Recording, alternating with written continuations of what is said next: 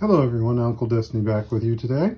Apologize, I was hoping to get this out a little earlier in the week, but it's been a very busy time, as we all know.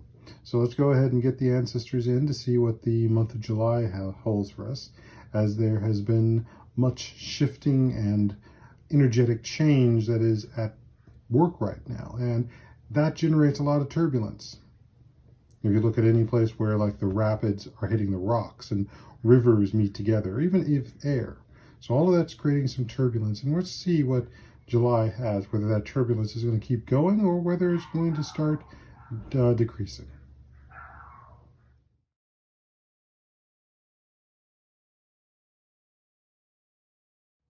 All right, and we have thrown the bones down and we've got the dice. And though I missed it last month, we also have our Adinker card for this month of July. So as you can see, we've got the bones are very scattered, and anything that did not end up on the reading surface, like these over here, is not going to be part of the reading. We've got one that's here at the edge, but again, that is stuff that is either exiting or coming into the reading. But let's go ahead and center in on what we've got here. We've got our three main bones this time, and we can see that several of them lie across each other, as well as with the areas with the shell, the copper piece, and the quartz. So, but we're going to, as we have started doing, we're going to start with what the dice gives us, and that gives us a frame of reference for what is going on. So that brings us to the number 2, which is the second house of the zodiac, which centers around money, values, work, daily routine, and the environment. And frankly, that's very much a very important element that we're dealing with since the start of the coronavirus, since the issues that have come up with police violence and racism here in the country of the US, and in its own ways, other parts of the world as well. So why I say that is, let's talk about these main bones. So the main bone here, this one is going to be talking mostly about home. These two are talking about work and family/society. These are the ones that are most impacted, and as the card said, work is going to be the thing that's going to be most impacted. So is the sense of family. And again, sense of family does not just extend to those that you are of blood relation to. It can go to your family of choice. It can go to your community. It can go to your people, and by extension, the world itself. And we see both work and family social being crossing each other, meaning that they are going to be very inexorably linked together in their aspects. They're not going to be moving separate to each other. They're going to be moving together, and they're going to be crossing each other. There are elements of where our work, and I should also say, when we're talking about work, we're talking not just about what you do to pay the bills. We are talking about what your fundamental purpose of your soul is here to do. And if we put it in a context of one of three roles, that of the role of being an active, involved in the world, being a supporter, and being a witness. So that aspect is going to be coming into play here very much in what your aspect of the role you're doing. Are you someone who is here to be a very active element in the world, such as a protester? Are you here to be a supporter, someone who's making sure that the protesters, that the people fighting the legal battles have everything they need, that their homes are taken care of, that all the other people that are important to them are taken care of? Are you a witness? Are you here to witness and chronicle all the efforts that have been happening? It's an interesting aspect that most of the time this is a position that is not looked too much on, because most people are caught up in the active role, in being in an active state, but there is also a passive state. Just as there is light and dark, hot and cold, there is active and there is passive. Now, we definitely do not need everyone to be totally lost in passivity, because everyone needs to vote.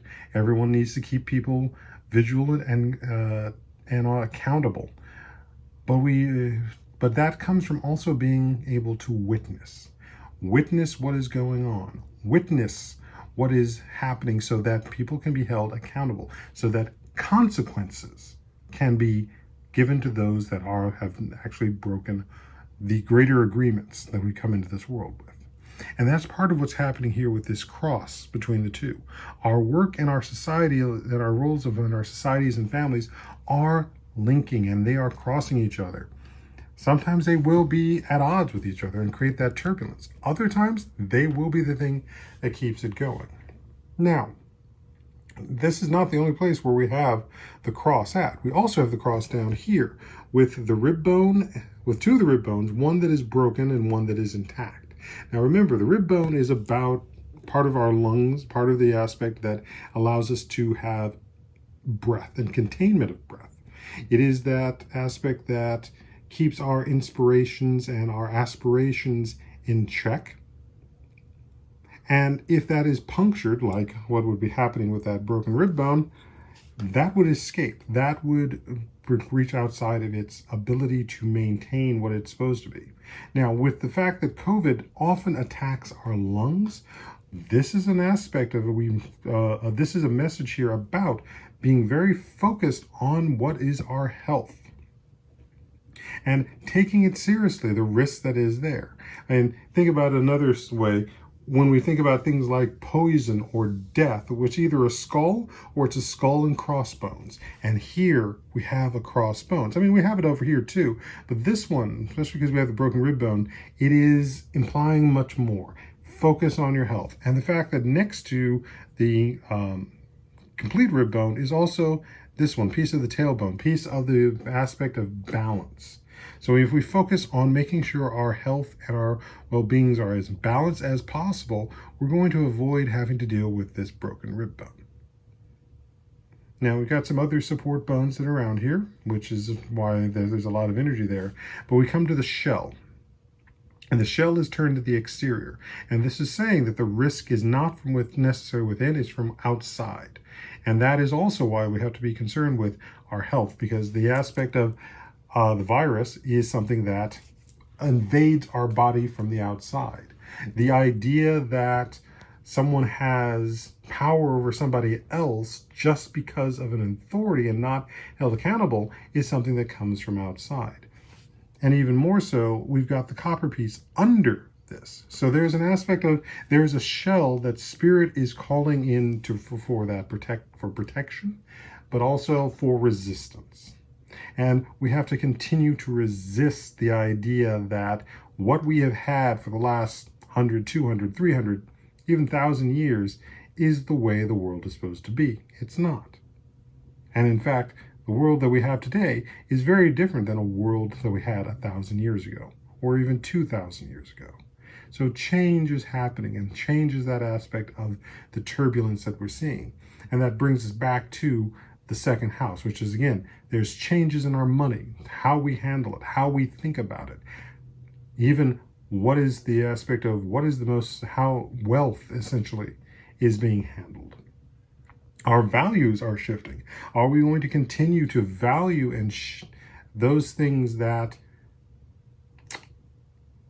go to a very few? Are we valuing those things that create privileges that are imbalanced, that cause harm? Which is why we have the shell here put up by spirit to try and keep that which is doing harm away. And this includes into our sense of work, how we do work, why we do work. A question that is now one of the things we need to ask is, why does someone want to be a policeman? Yes, you want to protect and serve. That means you're protecting and serving everyone, not just a few. Has this purpose and why the police force has been in existence, or the medical field when dealing with issues of neglect? What is the purpose behind it? What is the values that it works with? How has it been influenced unduly by money or lack of money? This is also about daily routines, and what are the daily routines that protect us and give us sustenance, give us well-being, versus the ones that destroy us. And then also our environment. We are looking at that environment too. And it's, again, not just the aspect of the environment of whether we have clean air, whether we have clean water, because that is important, but it is also the environment that we live and work in and have our communities with. And the sort of illness of racism, the illness of negative privilege, the illness of the strike of those who seek power infects our environment. So it is not just the environment of the world, it is the environment of our homes, it is the environment of our jobs. All of these things are being called into question. All of these are needing review. All of these need a sense of they are here to protect those from those who would do harm. Because that's why you have a shield. You do it to protect it from harm.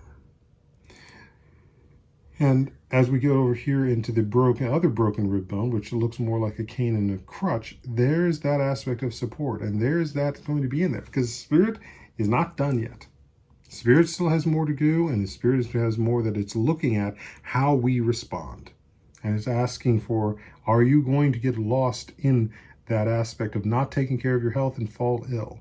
Are you, because here's the other thought, if you look at where the broken rib bone is, this one here that it connects to is the one for social, for the family. This one is the work. And you notice that it connects to the 2 points.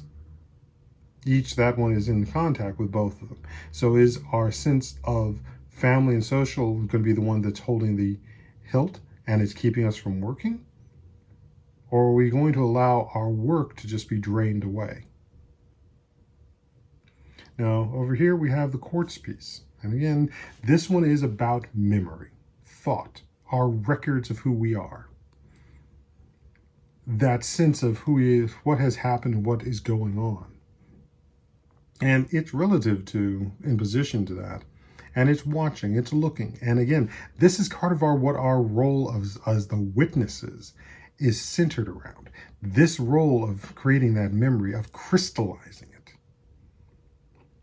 There are some who say that the history about the Confederacy is an important one to be kept. Yes, it is an important one to be kept, but in the context of the idea that it was the consequence of people wanting to hold on to an ideal that hurt the greater sense of humanity, that held to the money values and the power values that said, as long as you are white, you have a greater value than any other people on this planet.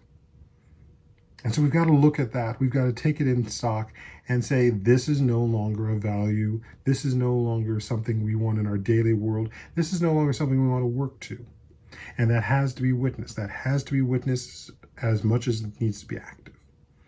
The home bone, keep it safe. It's over in isolation, which is that aspect of despite all the efforts to open up and deal with the economy, which is still an aspect too of money, we need to be able to have our homes in isolation and what it means to support that. So we need to support it. And I think that there's going to be, from what the spirits are saying, is that there's going to be still more periods where we're going to have to go back into this isolation or face the consequences of the crossed bones, of the death, for our own health.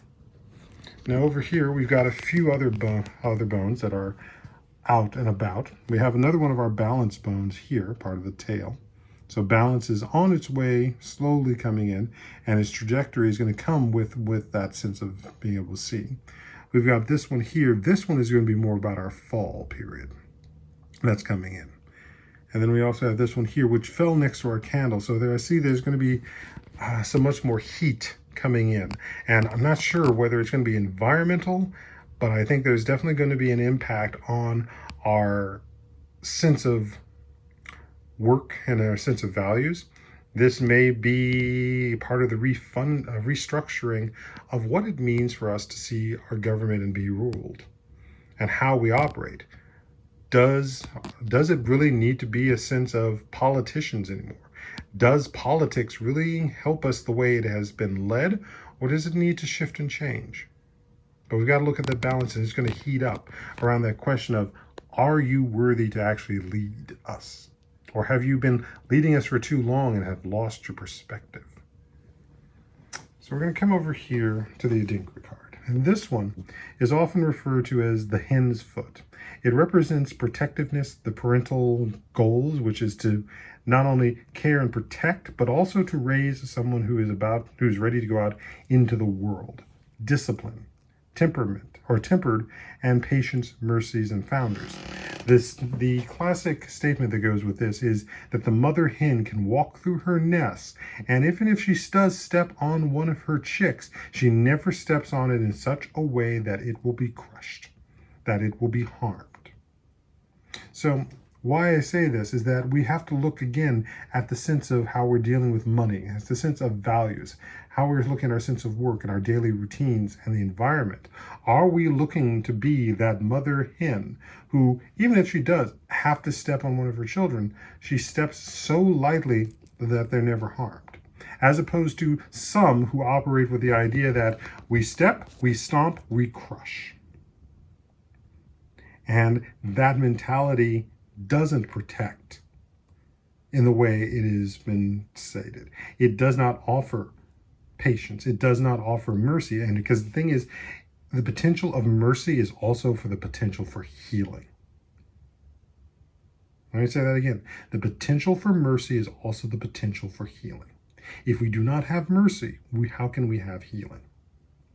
And too much of what we are still dealing with and what we are battling with in this turbulence is about wounds that have never been addressed and healed, and some wounds that have never even been recognized, that the harm was done to them when certain behaviors were normalized, such as racism. And if we're going to go forward, we're going to be able to grow beyond being that little chick. We have to move on from those ideas that we cannot always be the stomping boot. Sometimes we must be the light foot touching. So, this is about what the ancestors have to say for this month of July, what we're needing to be focusing on. And overall is that sense of we have to be able to heal. And that also means recognizing what our wounds are and being held accountable and to those consequences. So this is Uncle Destiny on behalf of the ancestors, the Orishas, Loas, gods, and whatever spirits wish to speak at this time towards our benefit. Ashe, blessed be, and good luck.